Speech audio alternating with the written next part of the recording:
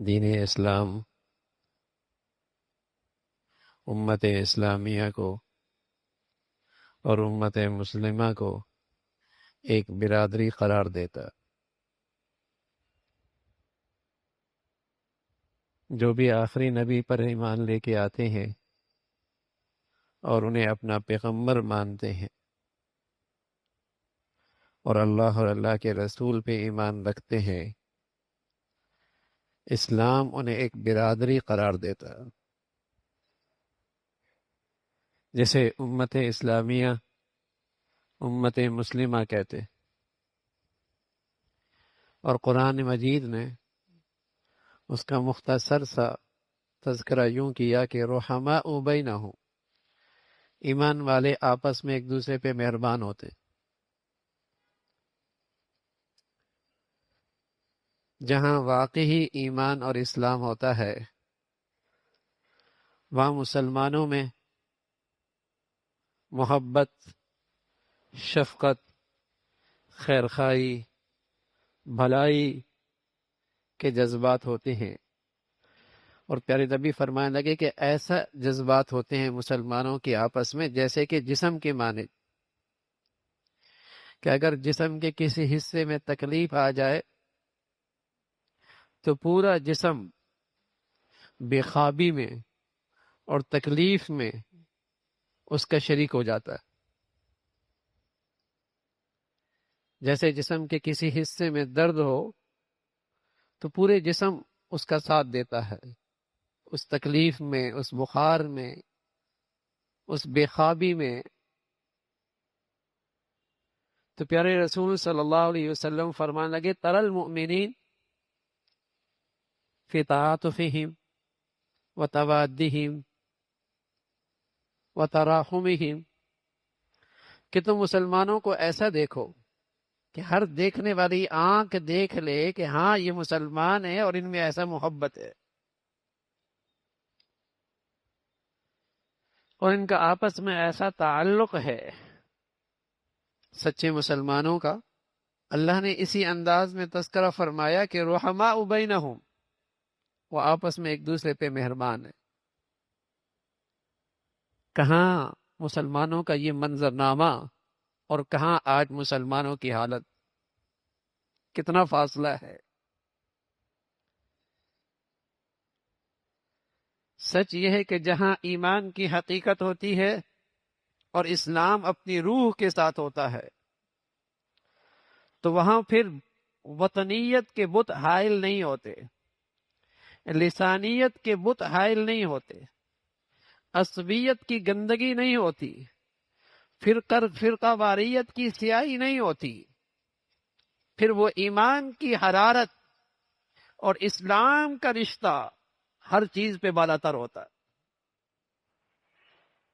لیکن جب وہ ایمان دلوں سے نکل جائے تو پھر وہاں وطنیت آتی ہے، قومیت آتی ہے، عصبیت آتی ہے اور فرقہ واریت آتی ہے، اور پھر یہ مسلمان بہم دست گریبان نظر آتا ہے، بلکہ ایک فیشن سا بن گیا ہے، ایک فیشن سا بن گیا ہے۔ بدقسمتی ہے کہ مسلمانوں کو برا کہو اور غیر مسلموں کے گن گاؤ۔ یاد رکھیے یہ اسلام ہی ہے جو اقلیتوں کو تحفظ دیتا ہے، ان کی جان، مال، عزت، آبرو کو تحفظ دیتا ہے۔ اقلیتوں کے مذہب میں یہ نہیں ہے کہ وہ مسلمانوں کو تحفظ دیں۔ دنیا میں واحد ریاست یہودیت میں اسرائیل ہے، اور آج دنیا اس کا ظلم دیکھ رہی ہے، اس کی درندگی دنیا دیکھ رہی ہے۔ یہ اسلام ہی ہے جو اقلیت کو تحفظ دیتا ہے، اس کی جان، مال، عزت، آبرو۔ لیکن بعض جاہل، ان پڑھ، احمق وہ تو یوں بھی کہہ دیتے ہیں کہ اسلام کو کسی مذہب پر کوئی فضیلت حاصل نہیں۔ آپ کے ملک میں ایسے لوگ بھی ہیں اور بڑے عہدوں پر ہیں، وہ اقلیتوں کی حمایت میں اتنے آگے نکل جاتے ہیں کہ اسلام کی تعلیمات کا انکار، کہ اسلام کو کسی مذہب پر کوئی فضیلت حاصل نہیں، سارے مذاہب ایک جیسے ہیں، سارے ادیان ایک جیسے ہیں، ایسے احمق لوگ بھی موجود ہیں۔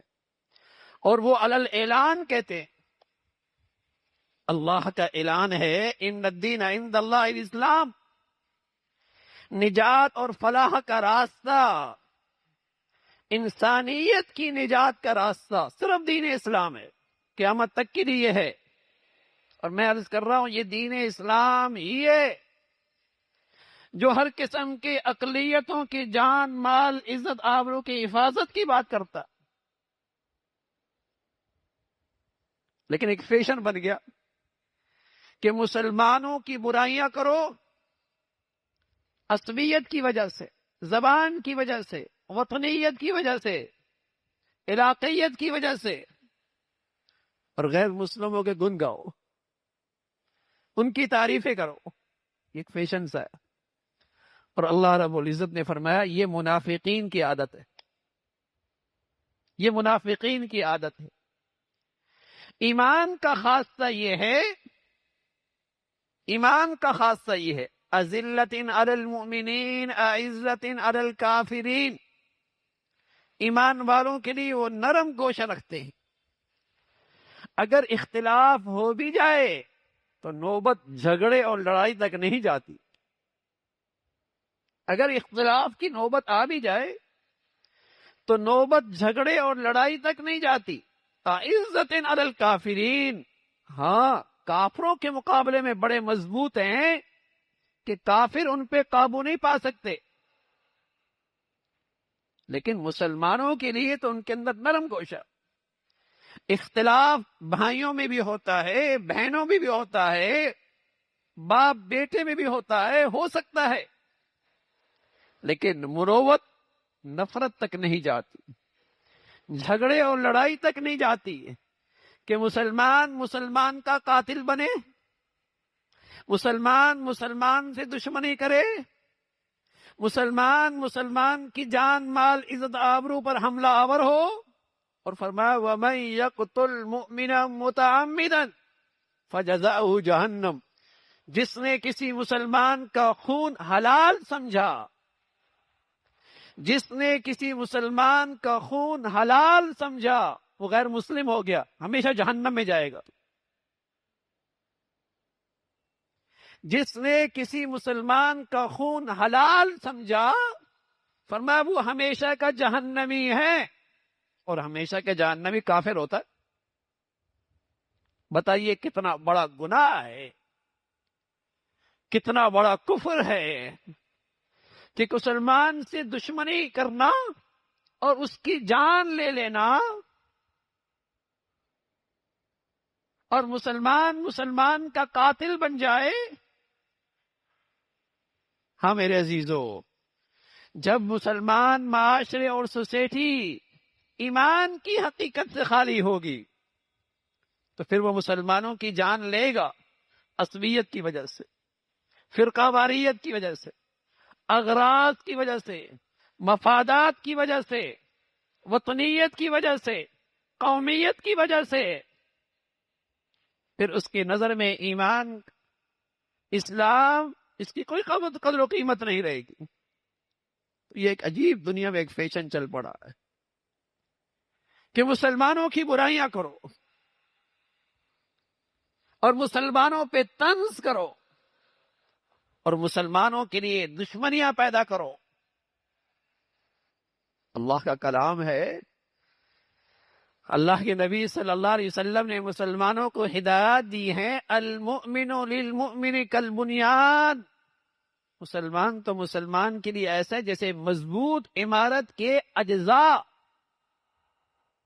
جن اجزاء سے عمارت کی مضبوطی ہوتی، مسلمان کا مسلمان سے تعلق ایسا ہے جیسے ایک مضبوط عمارت کی اجزاء، اور ان اجزاء سے عمارت کی مضبوطی ہوتی ہے، اور عمارت مضبوط رہتی ہے، اور ہر ایک جز ایک دوسرے کی مضبوطی کا باعث ہے. ایسا ہی ہے. پھر رسول اللہ صلی اللہ علیہ وسلم نے اس کا نمونہ پیش کیا. ثم شبک بین اصابعی، یوں پھر انگلیوں کو انگلیوں میں ڈالا. یشد بعضہ بعضا، اس طرح فرمایا مسلمان آپس میں ایک مضبوط طاقت بنتے ہیں، ایک مضبوط قوت بنتے ہیں.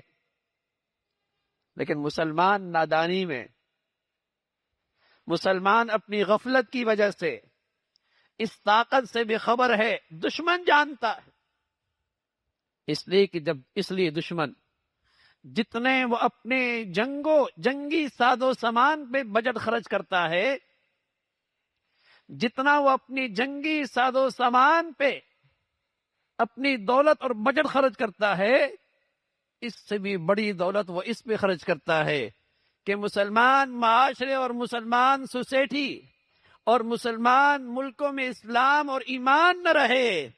جو مسلمان قوم کو ایک کر سکتا ہے، جو مسلمان ملت کو ایک کر سکتا ہے، جو ملت اسلامیہ کو ایک طاقت بنا سکتا ہے. میں عرض کر رہا ہوں جتنا بڑا بجٹ وہ اپنی عسکری آلات اور وسائل پہ خرچ کرتا ہے، اس سے بڑا بجٹ وہ مسلمانوں میں تفریق، مسلمانوں میں نفرت اور مسلمانوں میں بے دینی کو فروغ دینے کے لیے خرچ کرتا ہے. اسے پتا ہے مسلمانوں کی طاقت اور مسلمانوں کی قوت ان کی وحدت کے اندر موجود ہے، ان کی وحدت میں موجود ہے. وہ جانتا اچھے طریقے سے، اس نے ہمارا ماضی پڑھ رکھا ہے. جب مسلمانوں کی تعداد پہلی گنتی ہوئی تو مردم شماری میں تعداد 500 اور دوسری مردم شماری ہوئی تعداد 1000 اور تیسری مردم شماری ہوئی تقریباً تعداد 1400-1500. لیکن دنیا نے دیکھا اس 1500 میں رنگ کا کالا بھی تھا، ذات کا غلام بھی تھا، وہاں قریشی بھی تھے، وہاں بنو امیہ کی بھی تھے، وہاں مہاجر بھی تھے، وہاں انصار بھی تھے، وہاں حبشہ کی بھی تھے، وہاں سلیمان فارس کی بھی تھے. کوئی کہیں کا وحدت اور پیار ایسا جیسے لگتا تھا سب ایک ماں باپ کی اولاد ہے. اور دنیا نے دیکھا اس وحدت میں دنیا کو پھر سلامتی دی. پھر دنیا نے دیکھا اس اخوت اسلامی نے، وحدت اسلامی نے دنیا کو امن اور سلامتی عطا کی ہے، اور دنیا کے اندر اسلام کا بول بالا ہوا.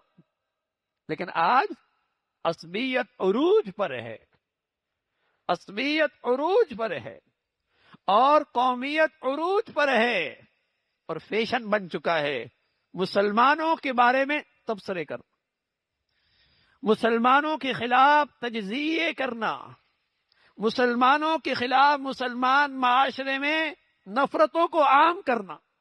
فیشن بن چکا ہے. اور کفار کے قریب ان کی تعریفیں، ان کے گنگانا، ان کی صدا، ان کے لیے واہ واہ، یہ بے دینی ہے، یہ بے دینی ہے. تو میرے عزیزو، ہم جس دین اسلام کے پیروکار ہیں، ہمیں جو اللہ کے پیغمبر نے نصیحتیں فرمائی ہیں، پیغام دیا ہے کہ دیکھو مسلمان اپنے مسلمان بھائی کے لیے شفقت کے جذبات، رحم کے جذبات، ایثار کے درجات جذبات، اور آپس میں ایک دوسرے پہ شفقت اور خیر خواہی کے جذبات رکھتا ہے. وہ اللہ کے نبی صلی اللہ علیہ وسلم نے بتایا اور پیغام دیا قرآن میں، انما المؤمنون اخوہ، مسلمان تو بھائی بھائی ہے، ان میں تو اسلامی اخوت ہے، اسلامی بھائی چارہ ہے. لیکن خود غرضی ایسی ہے، مفاد پرستی ایسی ہے میرے عزیزو، جو آج اس بھائی چارے میں حائل ہو چکی. رسول اللہ صلی اللہ علیہ وسلم فرمایا کرتے تھے، لا تدخلوا الجنہ، جنت میں نہیں جاؤ گے، حتی تؤمنوا، جب تک کہ ایمان نہ لے آؤ، ولا تؤمنوا حتی تحابوا، اور تمہارا ایمان قابل اعتبار نہیں جب تک کہ تم آپس میں مسلمان آپس میں محبت نہ کرے. سبحان اللہ. صحت مند ایمان ہو اور مسلمانوں کے لیے ہمدردی کے جذبات نہ ہو، صحت مند اسلام ہو اور دنیا کے مسلمانوں کے لیے اس کے لیے درد اور تکلیف اس کے دل میں نہ ہو، ایسا نہیں ہو سکتا. جب جسم کے کسی حصے میں اللہ نہ کرے فالج گر جائے تو وہ دوسرے جسم کے حصے کا درد محسوس نہیں کرتا. جسم کے کسی حصے میں فالج گر جائے تو وہ جسم کے دوسرے حصے کی تکلیف محسوس نہیں کرتا. فالج گرا ہوا سن ہو گیا، اس میں زندگی نہیں ہے. ہاں میرے عزیزو، جب آدمی کی ایمان پر قومیت اور وطنیت، عصبیت اور لسانیت یا بے حیائی اور دنیا پرستی کا فالج گر جائے اس کے ایمان پر، تو پھر وہ دوسرے مسلمان کا درد اور تکلیف محسوس نہیں کرتا. فالج زدہ ہے اس کا ایمان، فالج زدہ ہے اس کا اسلام، درد محسوس چی جائے کہ مسلمان کی عزت پہ حملہ آور ہو، گالم گلوچ کرے، اس کو حقیر جانے، اس کو رسوا کرے، اس مسلمان کے خلاف پروپیگنڈے کرے. اسلام میں اس کی کہاں گنجائش؟ اس کا تو مسلمانی سے کوئی تعلق نہیں. اختلاف ہو سکتا ہے، نفرت نہیں ہو سکتی. اختلاف رائے ہو سکتی ہے لیکن ایک دوسرے کا جانی دشمن نہیں ہو سکتا، ایک دوسرے کا قاتل نہیں ہو سکتا، ایک دوسرے کی عزت پر حملہ آور نہیں ہو سکتا. اختلاف رائے ہو سکتا. تو میرے عزیزو، اللہ کا واضح ارشاد ہے کہ مسلمان کا تعلق آپس میں اخوت اسلامی کے رشتے سے جڑا ہوا ہو، آپس کے بھائی چارے کے ساتھ جڑا ہوا ہو. کبھی اس کی زبان سے کسی مسلمان کی برائی نہ ہو، زبان کی وجہ سے، قومیت کی وجہ سے، وطنیت کی وجہ سے زبان سے مسلمان کی برائی نہ ہو. یہ بڑا ظلم ہے، اور یہ اسلام ہی کا حسن ہے میرے عزیزو، جس نے ہر قسم کے انسانیت کے حقوق بتائے اور ہر قسم کے انسانوں کے حقوق کا تحفظ کیا ہے. بلکہ رسول اللہ صلی اللہ علیہ وسلم فرمایا کرتے تھے، اگر تمہارے ملک میں اقلیت بھی رہے جو غیر مسلم ہے لیکن تمہارے ملک کے قانون کے مطابق رہ رہے ہیں اور تمہارے دین اسلام کا احترام کر رہے ہیں، تو یاد رکھنا اگر تم نے ان پر زیادتی کی اور ظلم کیا تو کل میں ان کے مقابلے میں ان کی طرف سے کل تمہارے مقابلے پہ کھڑا ہوں، ان کی طرف سے تمہارے مقابلے پہ کھڑا ہوں. یہ اسلام ہے جو غیر مسلموں کو بھی تحفظ دیتا ہے، لیکن اس کا مطلب یہ نہیں کہ وہ غیر مسلموں کا مذہب اور غیر مسلموں کا نظریہ اور غیر مسلموں کا عقیدہ نجات اور فلاح کا راستہ ہے. یہ گمراہی، یہ بے دینی ہے. نجات اور فلاحت کا راستہ صرف دین اسلام ہے، اور قیامت تک جو اللہ کے ہاں دین مقبول ہے، نجات کا راستہ ہے، وہ صرف دین اسلام ہے. وَمَن يَبْتَغِ غَيْرَ الْإِسْلَامِ دِينًا فَلَن يُقْبَلَ مِنْهُ. اگر دین اسلام کو کسی اور راہ پہ چل گئے تو اللہ کے ہاں وہ راستہ قبول نہیں ہے. اور حضرت عمر رضی اللہ تعالیٰ فرمایا کرتے تھے، اعزنا اللہ بالاسلام، ہمیں اللہ نے اسلام سے عزت دی، ہمیں اللہ نے اسلام سے عزت دی ہے. اسلام کی نسبت سے اللہ نے آج ہمیں یہ بلند مرتبہ اور مقام عطا فرمایا. وَمَن يَبْحَثْ دُونَهُ أَذَلَّهُ اللَّهُ. جس نے کسی اور طریقہ زندگی میں، کسی اور تہذیب میں عزت اور فلاح چاہی، اللہ اسے ذلیل و رسوا کر دے گا. اللہ تعالی ہمیں نعمت اسلام کی قدر نصیب فرمائے، اور اس کے جو تقاضے ہیں اور اس کی جو آداب ہیں، اللہ اس کی زندگی میں رعایت رکھنے کی توفیق نصیب فرمائے. وآخر دعوانا ان الحمد للہ رب العالمین.